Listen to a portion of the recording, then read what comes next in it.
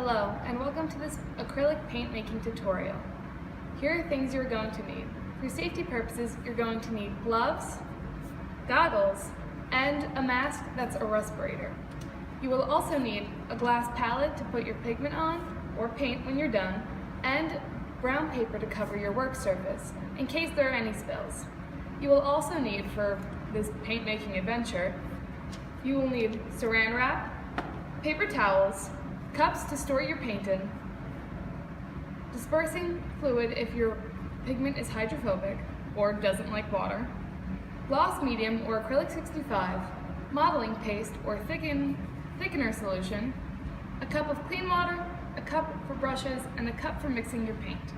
You will also need a spray bottle to keep your paint moist, a brush to mix paint, a palette knife to mix paint, and a dropper for making the suspension when you make your pigment with water and your choice of pigment.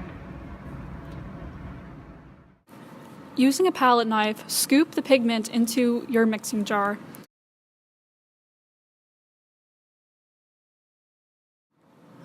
Using a water dropper, add 1 or 2 drops at a time and mold with a palette knife or brush. If the pigment is resisting water, use 1 or 2 drops of dispersing liquid.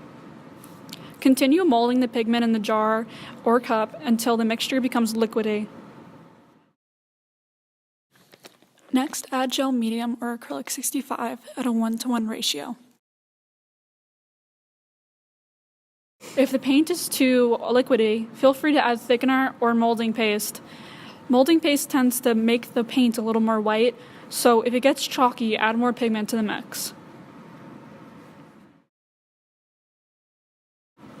For storing any extra paint, you can use saran wrap in a condiment jar or a small glass jar. Store it. Put the saran wrap inside the jar and then scrape the paint into the saran wrap. Next, take the saran wrap and make an airtight seal around the paint and place it in the jar and squish it down and put a cap on. If it can't fit in the jar, you can just leave it without a cap and put tape over it.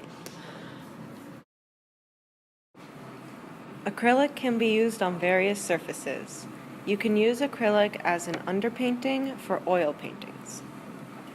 Make sure to occasionally mist your paint to keep from drying. You can water your paint down to make a wash, or use various brush techniques too, such as dry brushing.